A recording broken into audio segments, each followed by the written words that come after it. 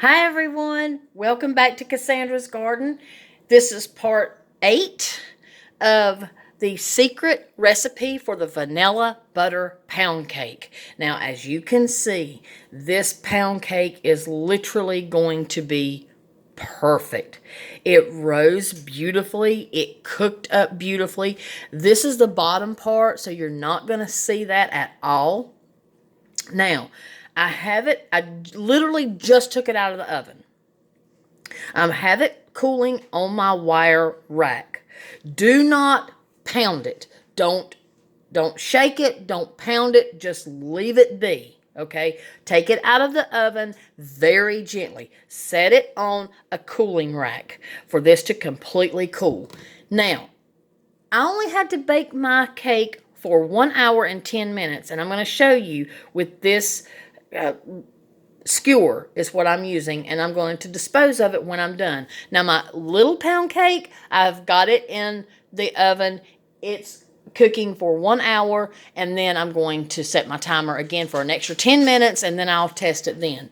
Now, when you stick your skewer or toothpick down the middle or on the side, it should come out perfectly clean. Now, I don't just test it in one area. I'm a big double checker.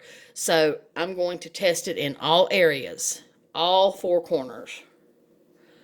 Every one. Perfectly clean. That's just a little crumb.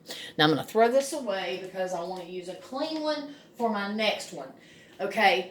Now I know that my cake is fully done on the inside. I don't want to overbake it. I don't want it to be in any type of way burnt. So I did cook mine at 325 degrees Fahrenheit for 1 hour and 10 minutes. Now here's the secret. Here's one of the... Now there's more secrets that I'm going to show you tomorrow. But here's the secret. Do not flip this. When you take it out of the oven, you let this cool completely. Even after it cools completely, put clean paper towel on top of it. Let it sit on your counter overnight. Do not flip it. Even after it cools completely, do not flip it. We're going to flip this in the morning, okay? But for right now, we're going to let this completely cool. This should be completely cooled by the time the other cake gets done baking, and I can handle it with my hands.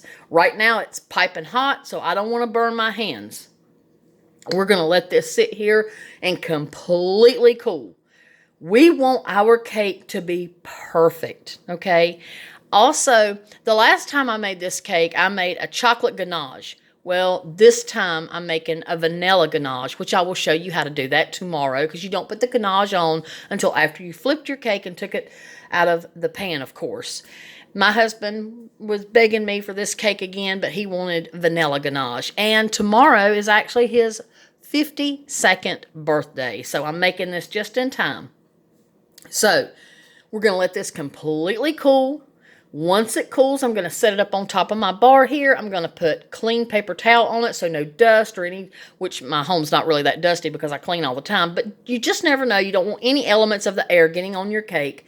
And I'm not going to touch this until tomorrow morning because I want to ensure that when I flip this cake, it is going to be absolutely gorgeous. Now, in the morning, you're going to get to see me flip it, and you're going to get to see me in real time make sure when I take it off that it's going to be perfect. It's going to be gorgeous.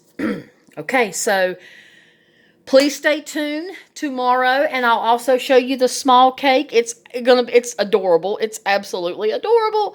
So that's the secret. You let this completely cool. You don't bang it. You don't shake it like you do my velvet cakes that I've showed you.